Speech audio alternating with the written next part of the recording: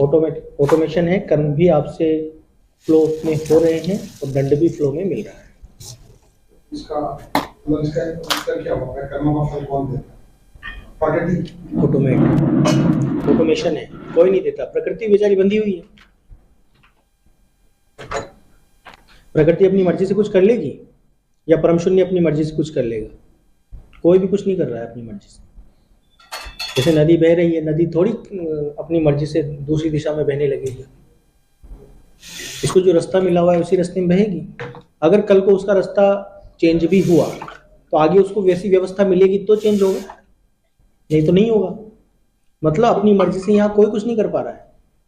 सूर्य क्या अपनी मर्जी से बादल बना सकता है कि नहीं मैं तो इस बार कश्मीर में बरस रहा हूँ, अब कश्मीर में नहीं बरसूंगा, मैं उधर बिहार में जाके बरसूंगा? जैसी हवा की गति, जैसा उसके अवशोषण करने की क्षमता, उसी के अनुसार वह क्या करेगा? पानी बरसाएगा। यहाँ कुछ भी वो नहीं है, अपनी मर्जी से नहीं है। और जब मर्जी से नहीं है तो हम ये नहीं कह सकते कि कौन कर्म करवा रहा है या कर रहा है, कौन दंड कर दे रहा है या दंडित कर रहा है।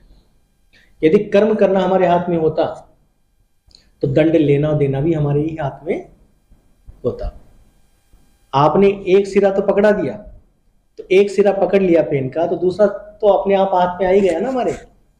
यदि कर्म करना हमारे हाथ में होता तो उसका पुरस्कार, उसका दंड भी हमारे ही हाथ में होता, उसको मैनिपुलेट कर सकते थे। फिर हमें ये भी तो नहीं पता किस कर्म का क्या दंड मिलता है। तब पता होता अगर हम लायक होते। अभी पता नहीं है। किस कर्म का कोई भी। हाँ, लेकिन अगर हम क्षमतावान होते इसके लिए तो हमको पता होता। वो पता होता है कि दंड की ये सजा है, पूरे जानवर की तरह इसको मालूम है। वैसे भी जैसे बच्चे पैदा होते हैं, पोलियो ग्रस्त हो गया, टेढ़ा मेढ़ा पैदा हो गया, उसकी आंख बहन गई, ये सब चीज क्या है? कर्म विधान में है, फ्लो है, फ्लो सभी को होना पड़ता है। ये अनंत जन्मों की यात्रा है, सबको गूंगा भी होना पड़ेगा, बहरा भी होना पड़ेगा, अंधा भी होना पड़ेगा। हर जन्म हम लेते हैं, हर तरह के जन्म लेते हैं, हर जीव के लेते हैं, हर इंसान के जन्म लेते हैं। हम जो सामाजिक आदमी कर्म से होता है, कर्म से नहीं, कर्म से कोई संबंध नहीं है इसका। एक प्रश्न ये है कि जो हमारे शरीर में विचार आता है तो विचार, लेकिन हाँ, फ्लो का संबंध है। मतलब पीछे का प्रकृति ने क्या फ्लो दिया है उसके अनुसार उसको आगे ऐसा शरीर मिला है। हम अपने अभी इस जीवन के स्तर से समझ सकते हैं हमारा आगे का जन्म क्या होगा, है ना। इसका मतलब क्या हुआ? प्रकृति जब चल रही है, मान लीजिए वो गंदी जगह से बह रही है, तो उसका एक पर्टिकुलर हिस्सा गंदी जगह से बहेगा। तो जब वो गंदी जगह में एंटर किया तो उससे पता कर सकते हैं कि हम आगे भी थोड़े क्या चलने वाले हैं, गंदगी में चलने वाले हैं। ऐसे ही यदि किसी का जन्म बुरा होने वाला है तो उसके पीछे का जन्म बता देगा कि आगे का जन्म इसका बुरा होने वाला है।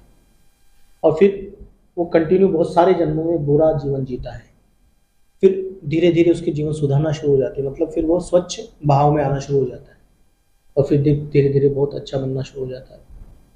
तो कई सारे जन्म हम सबने हर तरह के झेले हैं, बुरे से बुरा झेला है और अच्छे से अच्छा झेला है, और इसको हम बदल नहीं सके, न बदल पाएंगे। बदलने का एक ही तरीका है, बियॉन्ड से जुड़ो, है ना। हाँ, ये हमारे शरीर में जो विचार होते हैं, ये विचार कहाँ से चलते हैं? चित्त में, बुद्धि में या मन में? और विचार ज्यादा प्रबल, ज्यादा ताकतवर होते हैं या भाव से? पहले तो प्रश्न ही गलत करते हो। आपने पूछा विचार चलते हैं, कहाँ से चलते हैं? चित्त से, मन से और बुद्धि से। तीनों एक ही। चित्त क्या है? चित्त हमारी ध्यान शक्ति है स्थूल शरीर की, है ना। स्थूल शरीर ध्यान शक्ति, ध्यान शक्ति कहाँ से आती है? मन से आती है। तो जैसे ग्रंथों में बताया